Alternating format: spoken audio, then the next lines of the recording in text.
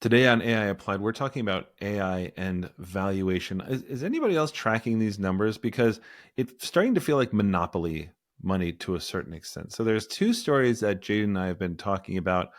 Obviously, the one with OpenAI. So OpenAI is now, especially with SoftBank looking like it's leading a huge new investment into OpenAI, and now with Stargate and everything else. Guys, their previous valuation back a few months ago, like 3 months ago, was 157 billion, and now it's looking like it might be 300 billion. Even by the standards of AI, that's insane. And the other story, Jaden, I just want to toss at you. I don't know how much you've been looking at this, but you and I love 11 Labs, and 11 Labs has been talking online about how they just secured 180 million in Series C funding, and that gets their valuation up to 3.3 billion. And they have some great investors, Andreessen Horowitz, and others who, really serious labs, because 11 Labs is one of these organizations that did not get steamrolled by the big foundation models, even though they're doing voice. 11 Labs doing great. OpenAI is doing great. What, like, you were looking at these articles, I'm sure. What was grabbing your attention around all this? Okay, first I want to do. I'll just talk about 11 Labs first because yeah, it's like a crowd favorite, and then let's talk Yeah. about some of the other plays happening here. The thing I love about 11 Labs, like you mentioned, is OpenAI is like the big, it's the big player in the space. It's sucking up so much money, and it's what I love about 11 Labs is like they weren't afraid. OpenAI obviously has a fantastic voice model. In fact, I might even argue that OpenAI's voice model is like better and more advanced than 11 Labs in the way that it's like really dynamic and you can tell it to talk fast and slow. Like it's got a great voice model. The thing that 11 Labs did so good is deeply integrated. They have fantastic UI. They're all about voice. That's the only thing they do. And so I think OpenAI sometimes gets spread a little thin where they really need to make sure and focus that their ChatGPT model is the best at what it does. They're building like these foundational models. And 11 Labs just focuses on crafting like the perfect voice thing. I think this is good not just for 11 Labs, but for a ton of other players. You could talk about Midjourney. You could talk about, some of the video players that are trying to compete with OpenAI's Sora. So I think this is really good to just say like OpenAI has the most money. They are the biggest, but other companies can compete and can do really well if they just focus on one vertical and do it incredibly well. And 11 Labs has done this. And the reason why 11 Labs is growing so big and is so used is because a lot of their use comes from API customers, not just consumers or Right. like, Right. people hopping on there to go create a quick voice thing. Like they're deeply ingrained in different websites where it can, like, they just build all these different tools. Companies are using them and integrating them into software products. I have an 11 Labs integration into AI Box that I've built, and it's a phenomenal integration. So they just did such a good job there that I think that they really carved out a name for themselves. So the reason I bring that up is because yes, they're a $3.3 billion valuation, but it's not by accident. They were quite intentional on how they got there. And I've been impressed because what they've done gives me hope that we're going to see, like, just because OpenAI has the most money, we're going to see tons of AI companies continuing to flourish if they focus on their specific vertical. Yeah. Yeah. I think that's right. And the thing about 11 Labs that I really like as well is they know what they are. Do you know what I mean? Like, and to your point about the sort of a specific vertical, like I watch Perplexity, who we love Perplexity. But I'm also like, I'm not totally sure what they're trying to be. They're just doing a lot of different things and tasks and things like that. But I'm like, but I'm not going to live. Perplexity feels like a search engine to me. Like I'm not going to live over there necessarily. Now, maybe Perplexity is just in a land grab for absolutely everything and keeping up. And by the way, super impressive company. I still use Perplexity every single day. I still love the interface. I still find it better in a lot of ways than all the other search type engines built into large language models.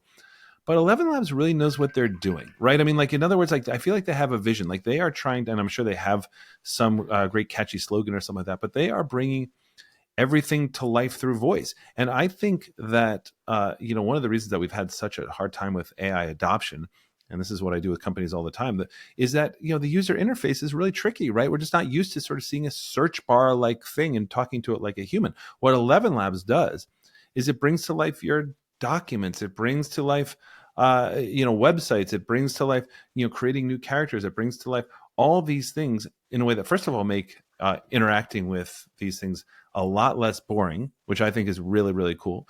But also, It's just how we interface with the world. We interface with the world through voice, and they are nailing the technology on that. And also, I think really nailing what consumer and enterprise use will look like, right? And to the point that they have a tremendous amount of usage through even the Fortune 500 companies. But anything where you're trying to make things like Synthesia was doing this with video, right? Yep. Anytime where you're trying to make user manuals or something more interesting. Why did Notebook LM take off? Because this is how people process information, through voice rather than reading. The brain prefers it. I just feel like 11 Labs knows who they are, and I really appreciate that. Yeah, I appreciate that. I think they've done a great job. Okay, a couple other stories I wanted to bring up that I just thought were phenomenal in this thread was, of course, we have SoftBank coming in with a $25 billion investment to Yep. OpenAI. So in this new round that they're doing, apparently, according to the Wall Street journals, like they're going to try to raise 40 billion more dollars, which is just phenomenal. They just keep raising money, and at a 340 billion dollar valuation, this is absolutely colossal. And they have big players like SoftBank that would maybe do 15, maybe do 25 billion. So a huge chunk of this. And it's interesting. Just SoftBank is one of those companies that has done some. I would not count out their CEO, who has done some absolutely incredible plays. Because if you think about it, it seems like he's raised a ton of money. He's lost money on some plays like WeWork, but he's also made insane money on his deal with ARM that he's done. He's made insane money, I think, on his Alibaba deal that was kind of one of the early ones. So SoftBank's absolutely incredible, and that they're playing to win here for sure. Last time the OpenAI raised money, they were valued at 157 billion. This was just in Right. October. This was not that long ago. Crazy. So to Not that jump long from ago. October to we are now in January talking about a That's nuts. 340 billion. I mean, it's like it's not double, but it's getting actually wait, It's it's more than monopoly double. money, Jaden. How does it? Monopoly money. It doesn't make any sense. Doubled since October. That's absolutely insane. Um, OpenAI reportedly last year lost around $5 billion. They had about $3.7 billion in revenue.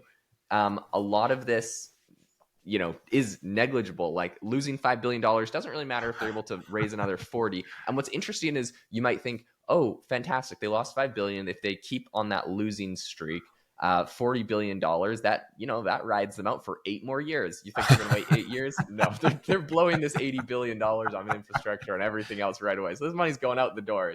It's not sticking around, which is pretty funny. Okay, last thing I want to bring up on all of this craziness of money getting raised, which I'd be curious your thoughts on. Everyone's talking about DeepSeek and the impact. They were recently talking to Zuck about this. Zuck completely shrugs off DeepSeek, and instead he just says, don't worry, we're going to be spending hundreds of billions of dollars on AI. We're going to get it figured out. So there is crazy money. Connor, what's your take on all that? I mean, yeah. So obviously, on OpenAI, them raising money is no surprise. I think Stargate had a lot to do with that. But it kind of goes to everything has DeepSeek's fingerprints all over it, right, Jaden? I mean, even these valuations and everything else. And I think that even with Nvidia stock crashing and then coming right back and all that sort of stuff, the fact that Meta stock went up was fascinating. The fact that Apple stock went up, but so just to sort of like hover on this Zuckerberg thing about shrugging off DeepSeek. They're not shrugging it off at all. I think it's a funny headline, right? By TechCrunch, like they're not shrugging it off. They're freaking out in Meta. I mean, like multiple reports. It was the information of the Wall Street Journal, some of that saying like multiple war rooms inside Meta. Of course, because I mean the rumors are that even like Llama 4 wasn't going to even compete with DeepSeek. Now I don't know if that's true or not, but the shrugging off, my goodness. So what I like about this is, what can Meta actually do? Well, Meta is also open source. These models are going to build off each other. But the huge thing also is that there's, think about why NVIDIA supposedly crashed. Well, we don't need that much money to train these models. Like, that's not why you need chips going forward. Like, this is all about what we call inference, which means when people are actually using this. Like, when people use and get a query back when you're using this, ChatGPT or something like that, it's using a chip somewhere in the world. More and more people are going to be using it. Enterprise is going to be using it more and more. We are just at the ground level even now. So of course people are going to need more chips. And again, this is the question. Does intelligence like this get commoditized? I think probably yes. It's hard to imagine that somebody's going to pull so far ahead. We just haven't seen that happen.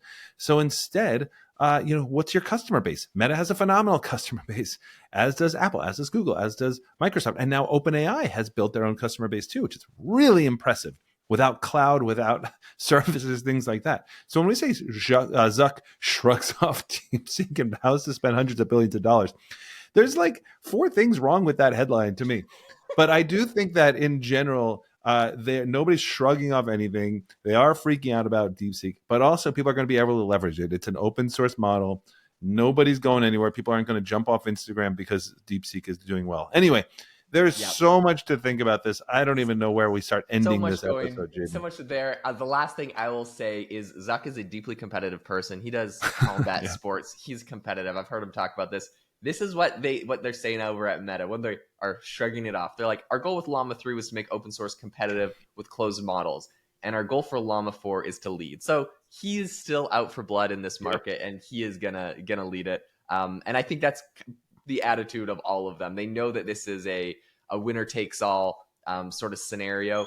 And maybe it isn't, but they know that the odds are, if they're not the leader in a space, they definitely are not going to be the winner. So this is an interesting time. A lot of money going on between Meta and OpenAI and everyone else right now is phenomenal. Listen, if you enjoyed the podcast today, the number one thing you could do to level up your career is to check out Conor's incredible AI mindset course. This is something that I don't think we can announce any official companies, but there are massive companies that are looking at integrating this course into all of their workforce. This thing is incredible. Conor has done an amazing job. If you haven't seen it already, there is a link in the description, and you absolutely have to check out his mindset course. Completely covers everything you need to know to shift your mindset using AI, the frameworks he uses. It's phenomenal. I highly recommend it. Thanks so much for tuning into the podcast today, and I hope you have a great rest of your day.